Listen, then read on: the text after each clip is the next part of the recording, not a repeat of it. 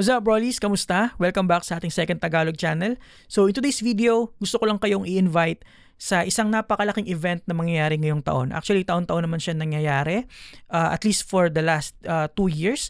So this is the Grand Lason R3 event para sa mga mechanical keyboard enthusiasts. So taon-taon naman natin pinupuntahan yan. And this time around, 2 days na siya, 28 and 29 of September. So this month na siya, guys. So lagi naman natin siyang pinupuntahan at nagpapasalamat ako kay Zion Studios PH for always inviting me to participate on this very nice event, very fruitful event. Even though na low-key na lang ako sa community, magiging part pa rin tayo dito para suportahan natin ang ating mga kaibigan sa community as well as of course yung Zion Studios PH. And nagpapasalamat ako sa initiative nila for 3 years in a row para magkaroon ng bonding yung mga mechanical keyboard enthusiasts. So tara, pag-usapan natin ang event na to. Let's get into it.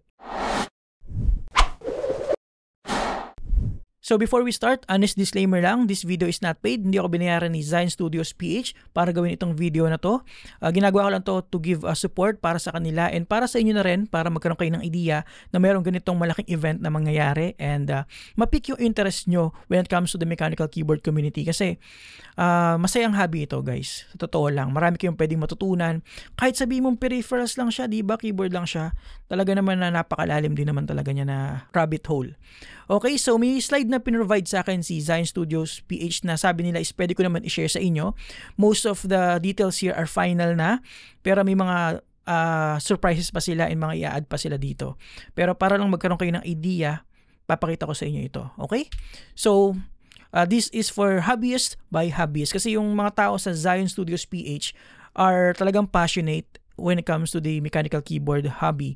Nung nag-approach sila sa akin dati when they are starting, talagang gustong-gusto nila na matap yung mechanical keyboard community and talaga namang nakakuha naman talaga yung mga mechanical keyboard community sa pagdating ni Zion Studios PH. Imagine mo, yung mga group buys, nagkaroon din sila. So mas madaling makakuha ng mga rare keyboards and accessories.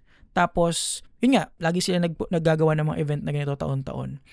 Lagi silang active sa community and sa pagpo-provide ng mga iba't ibang keyboards and accessories para sa atin.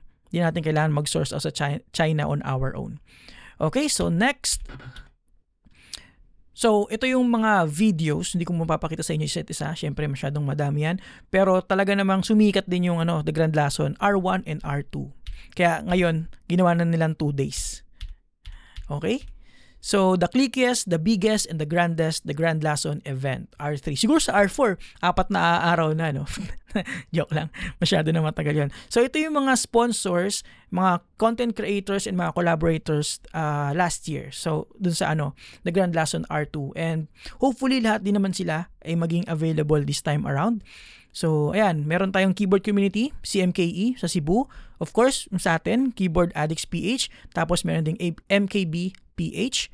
And yeah, meron din mga official media partners and other brands dito. So, hopefully, makita natin yung mga booths nila ngayong taon na to. Okay? Tumahol yung aso. So, next, gaganapin ito sa SMX Convention Center, Function Rooms. Again, September 28 siya. Tapos, mag-start siya, gates will open at 12 noon. Tapos mag-start yung program 1:30 to 6 p.m. So, almost kalating araw yung event. Okay? So, ang target age nila for this is 12 plus. Pero ako dadaling ko si Gio, which is 3 years old pa lang kasi wala magbabantay. So, pwede naman siguro kayo magdala ng mga kids nyo. Ingatan nyo na lang and wag nyong mahiyaang mawala sa mata nyo. Okay? Lumabas ako. Hinihingal ako. May dumating kasi na lalamove. So, ang target gender is of course, wala naman tayong discrimination dito. So, all genders and all sexual orientations are of course accepted and open naman tong event na to para kahit kanino man. Alright? So, hindi lang pala to para sa mga mechanical keyboard enthusiasts. Okay? So, may mga video games din, may mga tech-related booths din, may mga pagkain, may mga crafts, and of course, meron din silang mga parang play area para kung na-overwhelm na kayo sa mga keyboards, pwede muna kayo tumambay doon. Okay? So, ito yung mga prices. Check nyo na lang. Hindi ko na iisa-isahin. Meron akong creator code. Lagay ko na lang sa screen para magkaroon pa kayo. I think 5% discount. Pwede nyo gamitin pag mag-check out kayo sa website ni Zion Studios. And ito yung mga event attractions nila.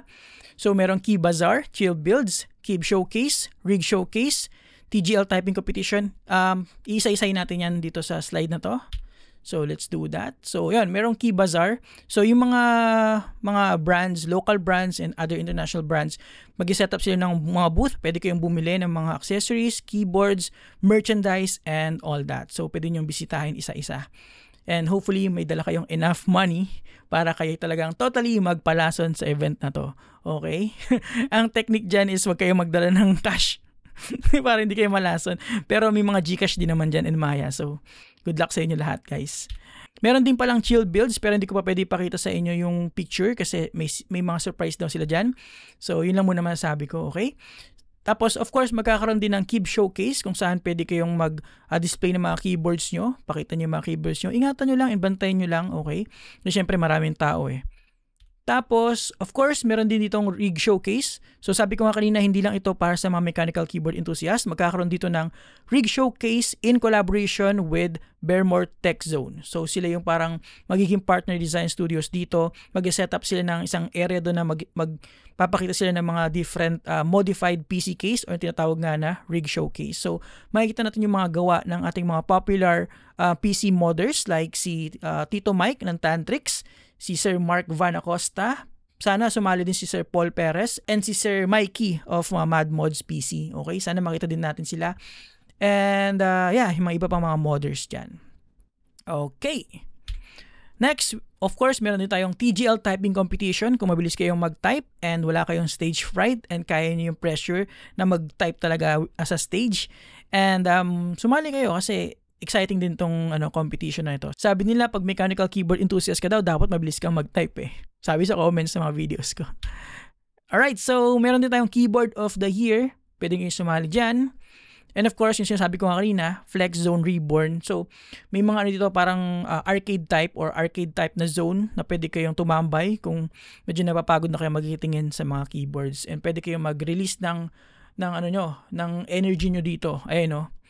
So may mga various parang arcade type. Sana ulitin nila ito and mas maganda pa yung mga i-offer nila dito. By the way, before ko makalimutan, magkakaroon din pala ng pag-giveaway si Zion Studios PH and the Grand Lason team para sa mga ticket holders. So either of the day daw ito applicable. Kung kahit isang araw ko lang daw or both days kayo pumunta, applicable itong prizes na to or giveaway na to para sa inyo. So ito yung makukuha nyo. Hindi ko nababasahin isa't isa. So yun, attend kayo and good luck. Okay, so I think that's pretty much it, guys. Maraming salamat sa panonood. Again, ginawa ko tong video na to para dun sa mga hindi pa aware when it comes to this kind of event na merong nangyayaring ganito around the mechanical keyboard community.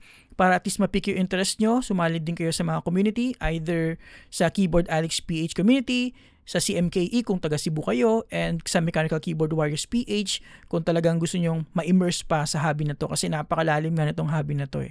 So nagpapasalamat ako kay Zion Studios PH for the initiative to create this event year by year, and hindi pa rin sila tumitigil hanggang ngayon. Meron pa rin event and hopefully magtuloy-tuloy pa moving forward. So again, hindi ito bayad, hindi ako binayaran ni Zion Studios PH dito. Gusto ko lang i-share sa inyo ito para nga magkaroon kayo ng idea. So thank you very much for watching, and kung atin kayo sa event na to and makikita nyo ako, please don't hesitate to say hi. Tapikin nyo ako kung gusto nyo makipagkwentuhan sa akin. Mahihain ako pero hindi naman ako suplado. Okay, so see you around and see you on the September 28 or 29. Baka mag-book na lang ako ng Airbnb for this para 2 araw tayo pupunta. So thank you very much for watching and see you on the event and see you on the next video. Have a great day, guys. Muulan na. Bye-bye.